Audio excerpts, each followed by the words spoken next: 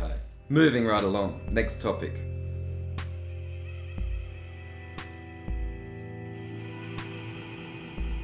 Given that you're about to start the world tour on the road bike for 2018, let's talk about downhill mountain biking. Yeah.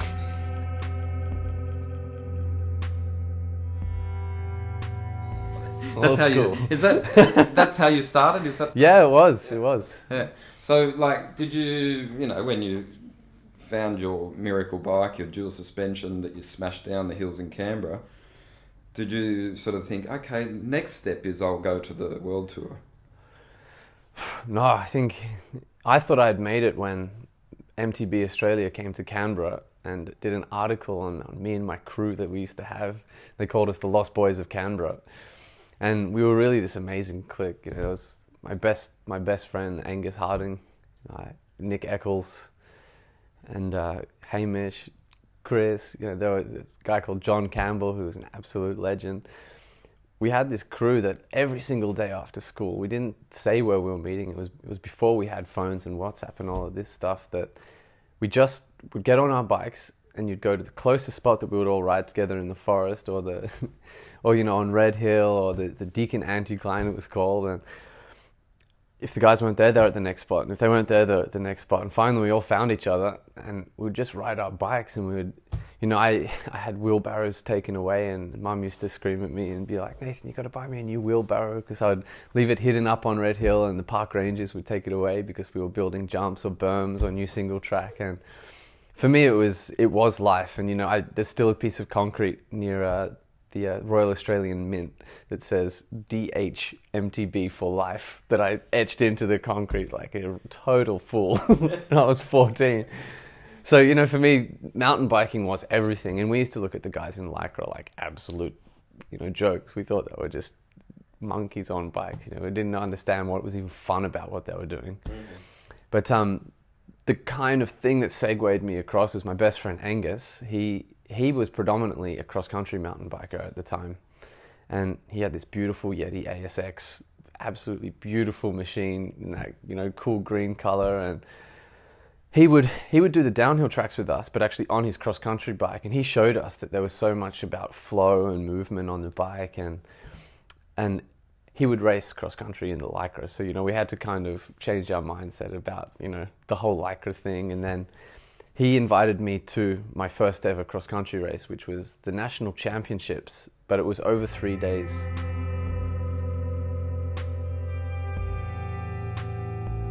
But anyway, I was in under 17s. I was actually wearing a North Melbourne Kangaroos football jersey, baggy shorts and a camelback. And I got second in the under 17 national championships in my first ever mountain bike race. And the national coach, Damien Grundy, came over to me and he was like, who the hell are you? And I was like, who the hell are you? And, I beat all these guys that, they had all these super expensive bikes, and I was just riding Angus's mum's old mountain bike, with V brakes and horrible suspension on it. And from there, I kind of started to realize, in the downhill races I was good at, it was all the ones that I had to pedal heaps. And then I was like, hang on, maybe I'm good at the pedaling part of cycling a bit more than just the technical stuff. And then we went from that to going all in on cross country, because, you kind of start to enjoy what you're good at. And I was getting good at the cross country mountain bike thing. And then it all sort of followed on to going to the Oceanias the next year with the Australian team, and then to Worlds the next year in Scotland. And it was a pretty cool thing to actually go through my last years of school, which at that point I was just feeling like I was over being at school. I wanted to be doing something more exciting. It wasn't that I didn't like learning, I just didn't like being at, I was at a school with, suits and ties, and if you didn't have your top button done up, you had a recess detention picking up rubbish. And I just felt that I was ready to learn things in life without the need for discipline, and the mountain biking for me was my escape from it all. So it was very cathartic, and I think it also probably kept me from wanting to rebel in any other kind of way. I stayed pretty straight on what I was doing as a young man, and then happened to fall into road cycling totally by a strange coincidence.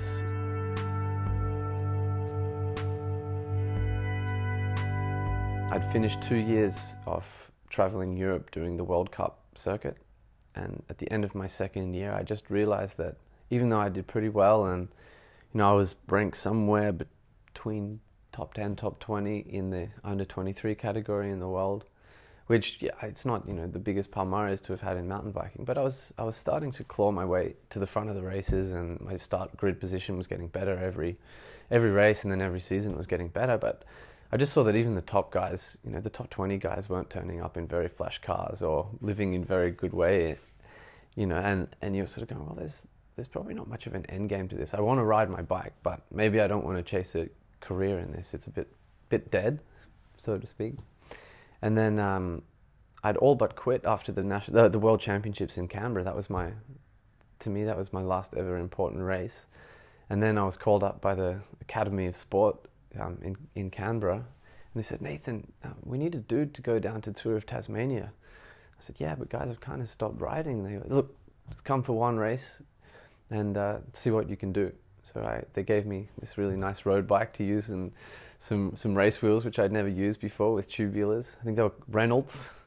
They were super skinny tires. Thinking back, using 23s in the wet in Tasmania now is like insane. But I went and I won the King of the Mountain jersey, and it was Phil Zajac, who had just come back from America winning stages of Utah, and was picked to be the murderer of that whole race in the GC and the King of the Mountain. I just went in the break every single day, took all the points, you couldn't stop me.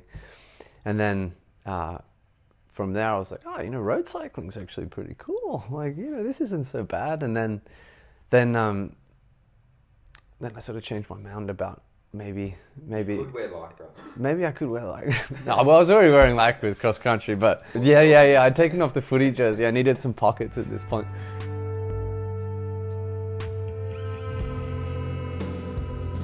Yeah, from there it was, again, that whole thing of success feeds passion.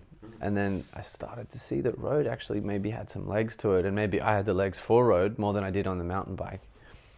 And then it flowed from there. I was full-time at university for the next year, and I turned up to some races with Genesis Wealth Advisors at the time, and I was turning up to the races fat, really, really fat, unfit. I was just drinking, I was partying at university and trying to keep life sort of as a thing at the same time as just putting cycling into life. And then the director sort of said to me, he's like, look, Nathan, we know you got a big engine, but if you turn up to one more race like this, you're just not going to be back on the team. And I went, oh, okay. So I went and trained pretty hard in Sydney for the next month, and then we went back to the Tour of Tasmania, and I won the Queen stage in the most stupid way possible. I attacked from the gun solo, got caught at the bottom of the Guns Plains climb, which is pretty famous in Tour of Tasmania.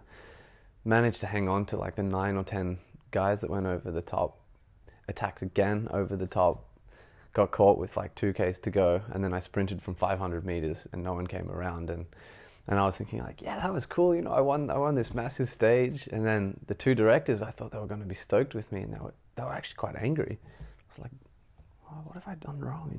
I was really thinking, shit, did I say something wrong on the podium or whatever? And they've come into me that night into the room and they said, Nathan, we've never seen somebody win something so hard in such a stupid way before.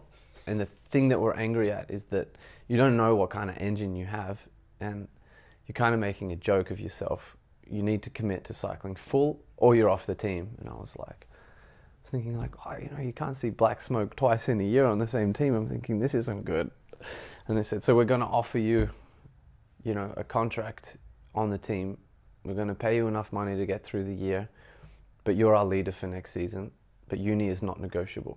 You can't be in Sydney. We want you to give this a full go. And it wasn't them saying you have to stop university.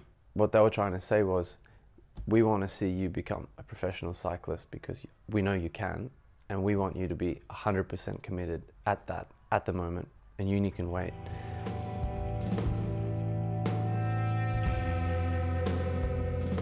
So it was a hard decision for me, and it took me a while to actually sort of spit it out, but in my mind I was saying, yeah, I should give this a go. I've never believed in this in myself before. why do these guys believe it so much? You know, I always thought that the Tour de France on TV was something that I played drinking games to. And I really did with friends, you know, when someone got the new fastest time in a time trial, we would all drink. And I just thought it was this foreign thing. And then all of a sudden when they said this, I was like, wow, maybe that's actually in my horizon.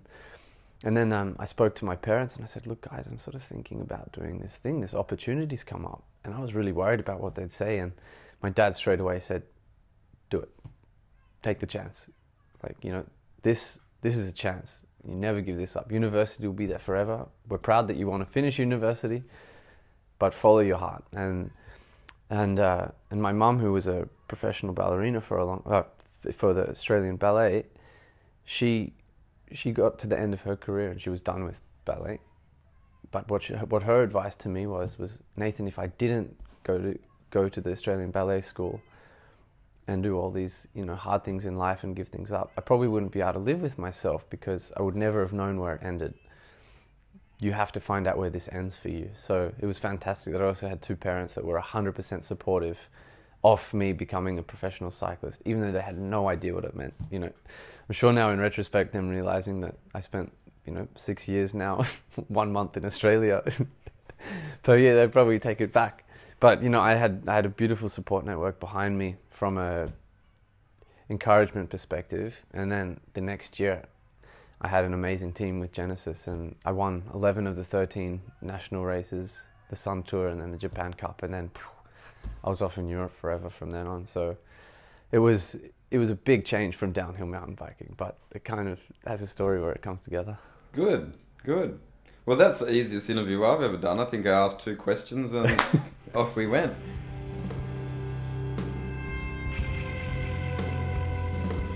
So I guess I can say thanks for chatting now, and it's clearly to be continued. Cool. Thanks for chatting. No worries, man. I hope that was funny enough.